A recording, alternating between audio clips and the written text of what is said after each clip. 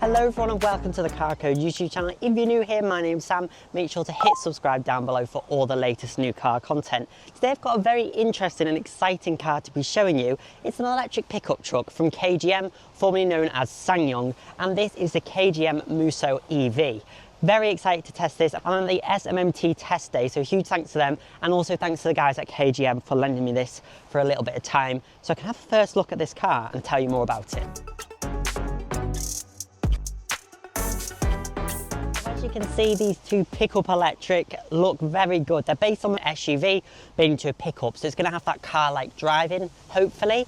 And it reminds me so much of the Hyundai Santa Cruz that they get in the US, and that's basically a Tucson with a pickup bed, and it's really cool. Of course, that's Korean. This is also a Korean car as well. We don't yet know if these are going to come to the UK. They're kind of gauging it and seeing what the reaction is. But so far, a lot of people have said it's really cool. So quite excited to check it out, actually. I think there's such a cool idea. It's not a full-on, full capable pickup truck with a 1-ton payload, anything like that. It's more of a car base. You've got less of that payload, but it should still have a good range and be a car-like thing to live with. And I just think it looks so cool, especially in this blazing gold colour, which reminds me so much of my turmeric yellow Golf. I love it, it looks great.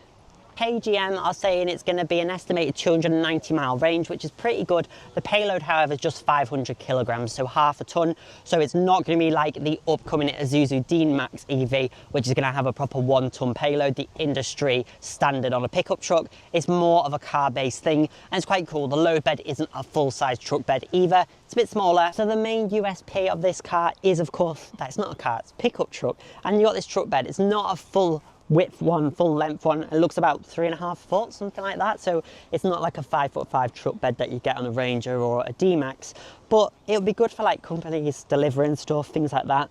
Probably you could get a hard top on it, but then maybe you should just get the Torres. These remind me a lot of Jeep, very chunky off-road style. I think they've got it right. Oh, they've also stolen these from the Ford Ranger. I always think that's a really clever little feature, although not as much needed when the truck bed can easily get things in and out like that. That does look quite smart. The KGM embossed into the tailgate. And then that's nice and light on hydraulics as well. So you've got a nice wipeable load bay. That's cool, look at that light. I don't see any power outlet or whatever, but I'm guessing, as with other trucks, you'll be able to kind of customize it to suit your needs and your business. So quite impressive. 500 kilograms payload, so half a ton, which is where its downside is, but it's quite hard to get an EV that has the range, the capacity, the pricing as well. So honestly, I think it'd be good for people that need a big load but not necessarily the heaviest things. Then this could be a really great option. It will also have fast charging capability as well. They see 10 to 80% in around 36 minutes, which is really good. So that's great to see. Those feel a little bit cheap, but not too bad. And it's not in a bad place at the front of the vehicle. It's not on the very front, so that's fine.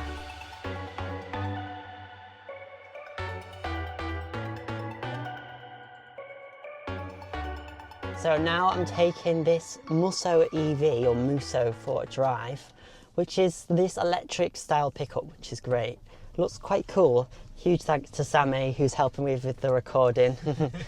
His channel links are all in the description, so do check him out. He does a lot of Volkswagen stuff too. I didn't think it was all-wheel drive when I looked at it. It just looked like it would be a front-wheel drive, but it is an all-wheel drive vehicle, so semi-capable off-road kind of, although I've heard from a few people it's been a bit skiddy today. It is on budget Como tyres, so that won't help. I like the driving position. It's quite kind of square the bonnet out. It's a fully electric vehicle. Oh. Distraction, please focus on driving. I am. I hate all that stuff. So 207 PS and 339 Newton meters of torque. So pretty good stats. 81 kilowatt hour battery. They claim 290 miles of range, which isn't bad for this sort of car actually, especially this being like their first iteration. Obviously the Isuzu D-Max electric is due next year, and that's only going to have 164 mile range, but that is a fully capable pickup truck. All we need now is Ford to bring out a fully electric pickup. That would be great, or even something based on the MEB ID platform from Volkswagen with Ford would be really cool. But there might actually be some news about a Ford pickup in the near future. They do have the Maverick in the States, and as I say, also in the States, which this car reminds me most of, is the Hyundai Santa Cruz, which is basically a Tucson with the pickup on the back. You've got paddles on here as well. This nice curved screen. This is very Kia-like actually. They've definitely got inspiration from their Korean competitors, Hyundai and Kia. Let's see the acceleration.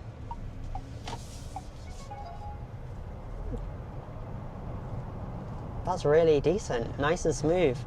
Also, I wasn't sure what the motor refinement would be like, with it being like this is like pre-production car, and I've not actually driven an electrified KGM or SsangYong vehicle before. Pretty impressive, it's nice. And it's not incredibly speedy that it's gonna blow your head off, or I find in a performance EV, I just want to accelerate everywhere and just chew through the miles, whereas this is a nice amount of zip, where it's just enough to get you out of any trouble and have a bit of fun, but could drive quite efficiently. It's quite nice actually. Comfortable as well, the suspension's nice. We are on very smooth roads to be fair, but it seems all right. I do hope that we get this, because KGM, SsangYong were kind of under my radar a bit. I think that's the case for most people, but with all these Chinese manufacturers coming in and also the success of Hyundai and Kia, they've probably kind of thought maybe we need to up our game a bit, and they have brought out some newer models. The only other car in that group that I have reviewed was SsangYong at the time, the Tivoli facelift. That's quite popular actually in Spain and on the continent. If you want to watch my full review on that, you can click up there. As I say, that's the only other kind of model from the group that I've tested, and that was pretty good. It's more of an affordable price point. This, we don't know pricing for it just yet, so I have to wait and see. That little twinkle noise, by the way, is the speed limit changing. Quite refined, quite quiet. Obviously, we're not on high speeds. I've only got up to 50 miles an hour in it. There's not many physical controls, which would be nicer to have some climate controls, for example. It's all through the screen, but it was quite easy to access, which is good. What do you think of it, Sam? I think it's really good. Yeah. I'm really surprised. It feels quite solid actually, which I wasn't necessarily expecting. It actually feels quite Kia and Hyundai like actually. The suspension feels good. Yeah. The power, it feels really comfortable. Yeah. I'm really impressed, I've got to say, yeah. Actually, the menus in the screen, to me that looks very BMW. Would you say that as well? Yeah, it looks kind of like floaty. Yeah. And actually, I like how the speed limiter is like a little sparkly sound. Yeah. It's not sort of like... Bing, bing, bing. Yeah, Yeah, like shouting at you. It might get a bit annoying after a bit though, maybe. Yeah, yeah. Maybe slightly less than the others, but still can obviously get a bit frustrating. Yeah.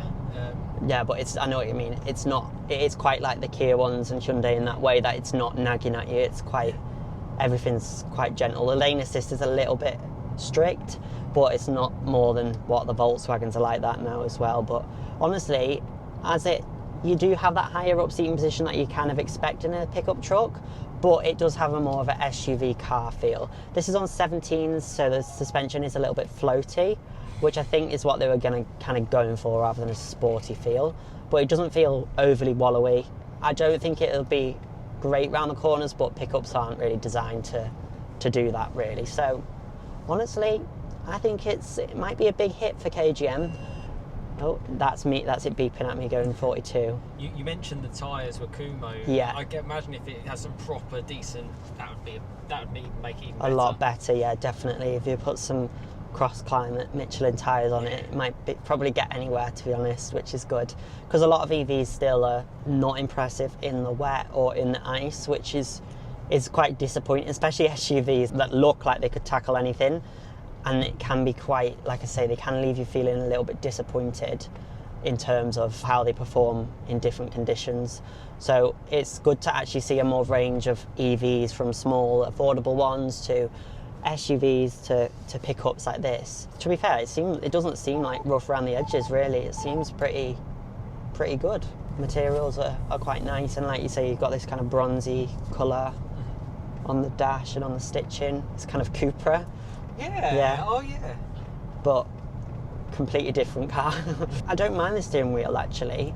A lot of cars now are going for quite a chunky, this is quite a weird shape, but the actual thickness of it reminds me a lot of an MG steering wheel. It's quite comfortable. It's not like recent other cars like the Xpeng that I've been in, which has been really uncomfortable steering wheel. I just didn't find that nice at all. This is actually quite nice. I like the perforated bit as well at the top, just for a little bit of a sportier look. You can hear a bit of wind noise on the road with the refinement now. Yeah, like the wind's picked up, you can hear it a bit.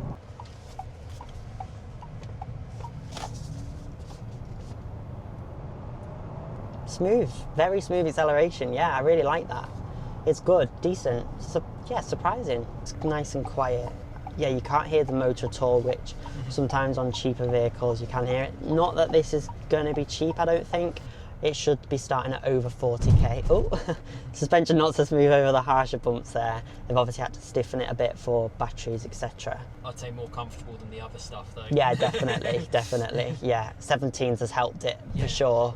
If it was on bigger wheels, it would be a bit harsher than that. And even on the wind noise, if I can randomly say, it's really windy, and we were out in the proper countryside there. Yeah, it wasn't too bad, was it? You heard it a bit at the end, but it was okay. I wouldn't say it's as quiet as a Kia quite, but it's nearly there. It's not like unrefined or doesn't feel cheap. It doesn't feel, I like it. It doesn't feel so alien, which a lot of newer cars do feel really alien. This feels familiar. This feels very like a Kia, as I say, a bit BMW-esque, like you say, with it floating as well. So I like that about it, actually.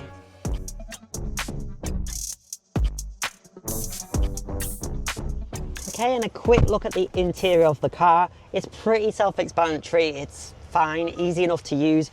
Twin 12-inch displays are really nice. It's just not too overwhelming. There's this flat dash with the double stitching. That's very MG, actually.